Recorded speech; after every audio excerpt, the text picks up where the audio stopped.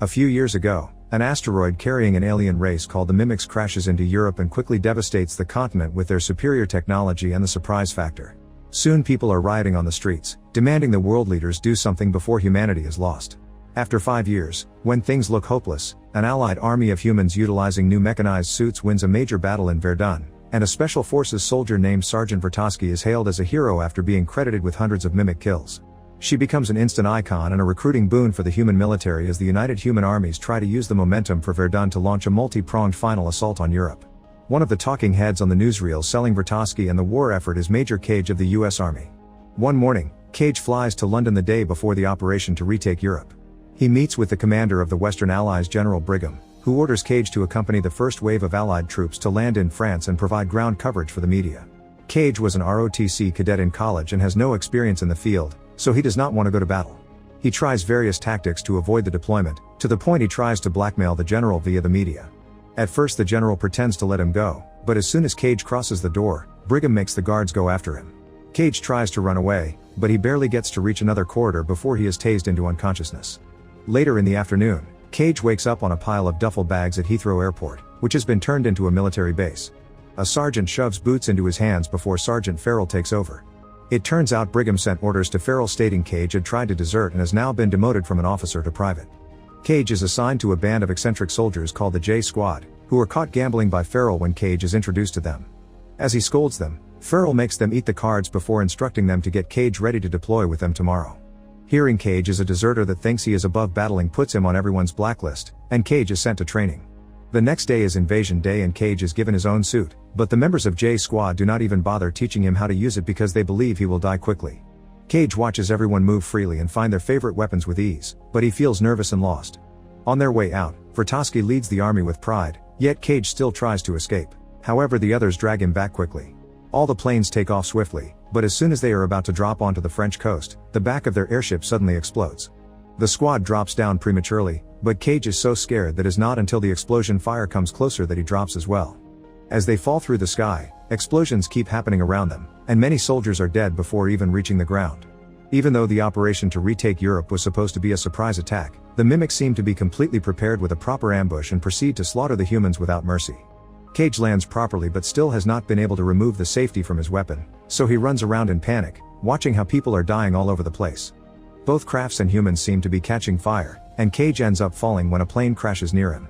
Vertovsky comes out and begins fighting with outstanding ability, but after exchanging a few blows, she is distracted when she sees Cage on the ground and something hits her from behind, instantly killing her. Cage immediately rejoins the J Squad and they try to form some sort of plan, but suddenly a Mimic comes out of the ground and attacks them. As the other soldiers desperately shoot at the creature, Cage finally manages to unlock his weapons as well, helping destroy the alien and feeling proud of it. Unfortunately, there is another alien incoming, and Cage refuses to go without a fight, so he grabs mine and holds it while the blue Mimic jumps on him, killing them both. This causes the alien blood to drop on Cage and enter his body. Suddenly, Cage awakes in a panic on top of the duffel bags, with the same sergeant giving him the boots and Farrell again taking him away. Cage is confused, especially when he guesses everything Farrell is about to say, proving the battle had not been a dream. He goes through the meeting with the J Squad, putting the suit on, and getting on the plane exactly the same way, guessing what everyone will say to him. The explosion happens again and this time, Cage remembers to drop faster. As soon as he lands, he remembers his companion dying and tries to warn him, but he is not fast enough and the guy dies anyway. Next, Cage sees Vertovsky and pushes her to the ground, taking the shot for her. Seeing him wounded, Vertovsky takes the chance to steal his suit's battery, and at that moment another alien kills him. Once again, Cage wakes up at the airport. Understanding that everything he saw is real and they will be jumping right into an ambush, he tries to warn Farrell about it, trying to prove his story by calling each J Squad soldier by name and revealing where they hid the cards. Unfortunately, he is not believed, and Cage is sent to the plane with tape over his mouth. The plane explodes, and Cage drops to then immediately save the other soldier, only to get killed instead. Cage finally understands that dying resets his day and begins using him to his advantage. Nobody believes what he says, so he just jumps into battle and tries his best to save people while getting killed over and over again. After dozens of failed attempts, he reaches one loop where he pushes Vertovsky far away enough to give her a few warnings while shooting at anything that gets too close without needing to look because he already knows where everything is. Vertovsky stares at him in shock but still believes everything he says, and when another alien is about to kill him, Vertovsky says, "Find me when you wake up," before they both die again. Cage awakens on the duffel bags again, but this time, he starts cooperating with Farrell and J Squad in order to buy himself time to find Vertovsky. He shows good manners and even helps the squad hide the cards before Farrell sees them. Now every time they go training, he begins studying a way to sneak away.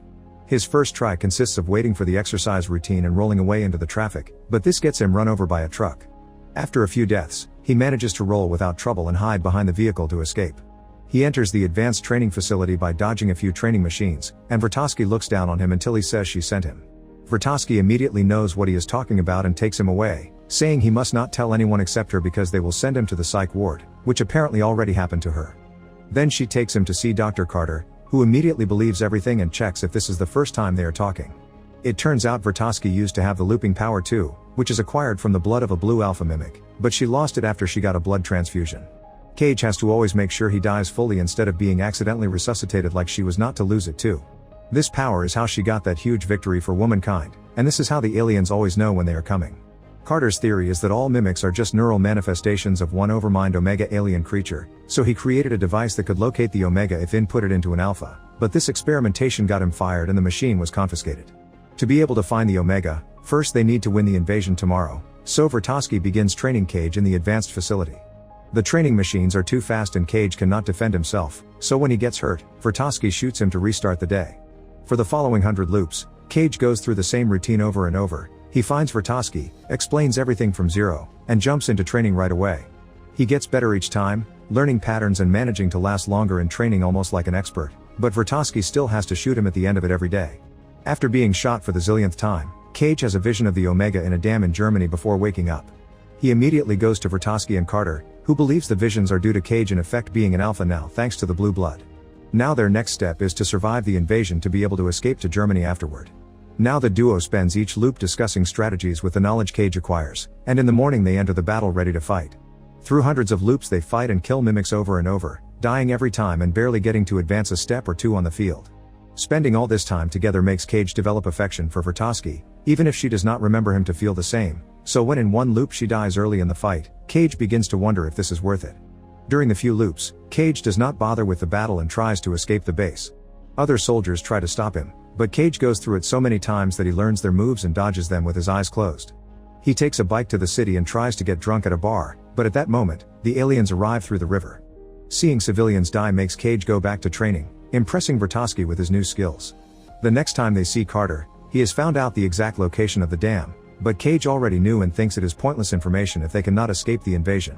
Once again, Cage and Vertovsky go through a bunch of loops on the beach, killing mimics without mercy until they finally manage to run to a hill. Carter tells Vertovsky what vehicles not to take since apparently, this is not the first time they are here, but he has not been able to escape the aliens yet. They get in a car with a trailer and speed up to reach the road as they avoid the bullets shot in their direction. The radio announces the aliens have reached London as a mimic jumps on top of the trailer, quickly attacking with its tentacles. Taking advantage of the resulting hole in the car, Cage pops out and shoots at the mimic, immediately destroying it. As the duo drives away, Cage tries to bond with Vertovsky, revealing the details he learned from other loops like her family situation. This time Cage learns that Vertovsky used to have a significant other. He had been a soldier too, and she had to watch him die hundreds of times until she was out of the loop and he was dead for good. Eventually the car runs out of gas and the suits run out of battery, so they leave them behind and enter a farmhouse they find near the road. There is a helicopter in the backyard, and Vertovsky wants to use it to get away. Cage buys time by offering to patch up her wounds as he points out why the helicopter is a bad idea. Vertovsky realizes Cage is trying to make her stay and demands the truth, so Cage reveals they have been here before many times and she always dies. He has not found a way to fix this, so he wants to continue alone.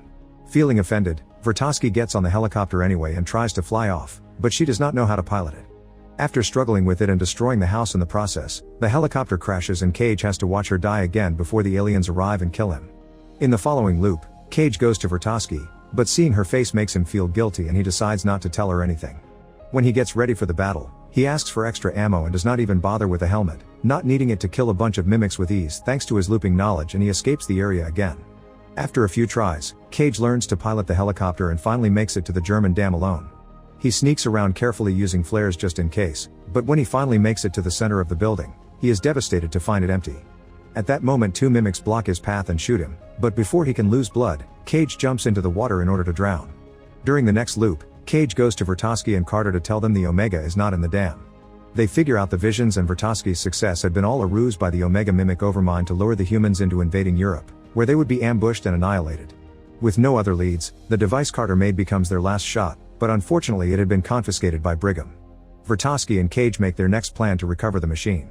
They go through several attempts to get into the admin base, learning the pattern of the guards and every employee in the building to move undetected through the building and safely take the elevator. When they finally reach Brigham, they tell him they have had this conversation many times. To prove it, Cage predicts everything the secretary is about to say or do. Impressed, Brigham takes the machine from the safe, saying he wants to be the one to use it, but Cage refuses because it can go wrong and he cannot loop. Brigham gives them the machine and lets them go, but it is a trick again. Outside his guards are waiting and they try to arrest them. The duo immediately runs back to the parking lot and steals a car to drive as fast as possible, having to dodge all the bullets from the guards chasing them. While Vertovsky drives, Cage injects his leg with the machine and his eyes go black as he starts to have a vision. It turns out the Omega is underneath the Louvre Museum in Paris.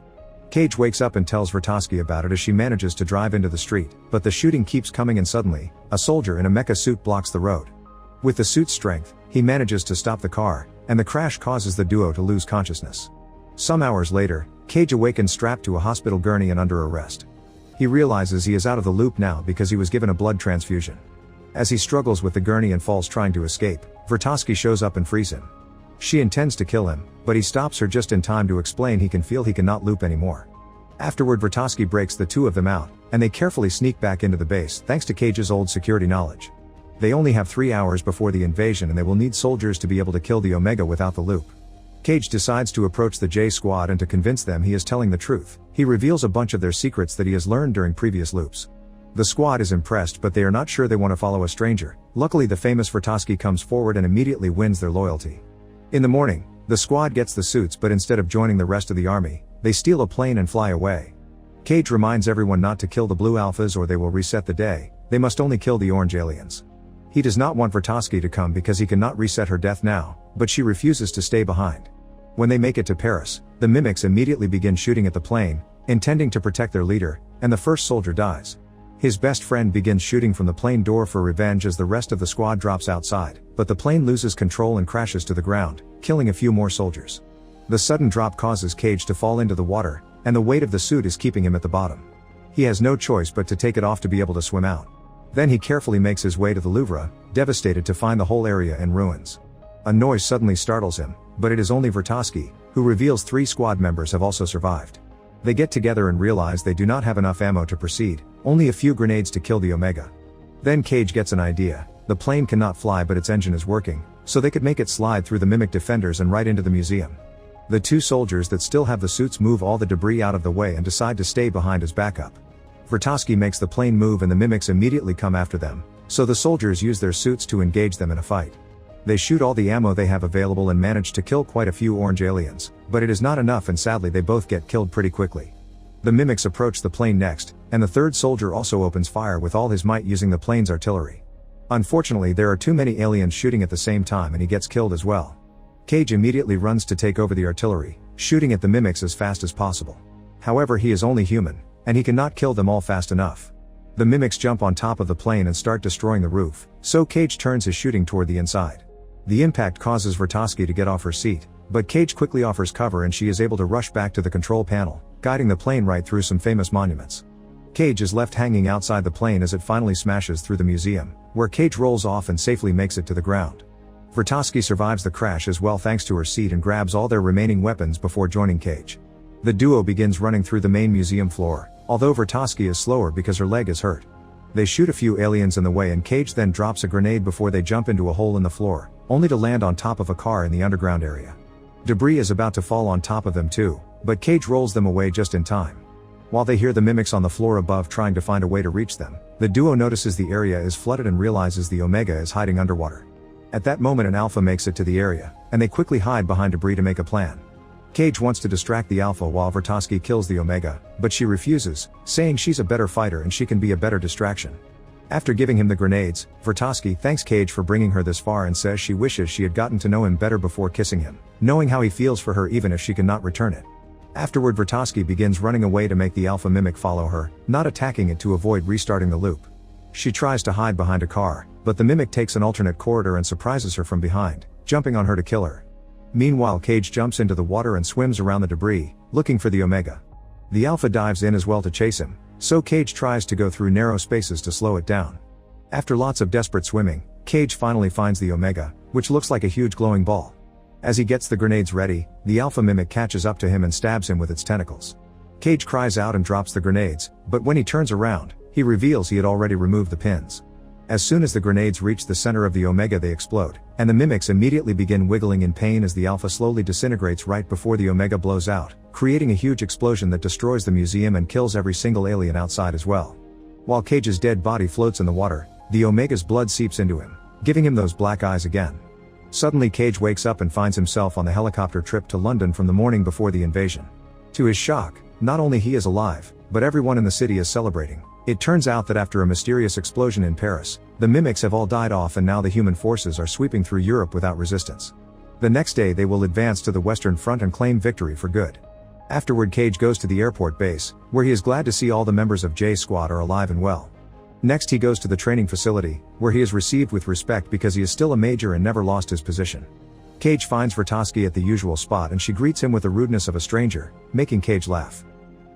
Make sure to subscribe and turn on notifications so you can watch more videos like this. Thanks for watching.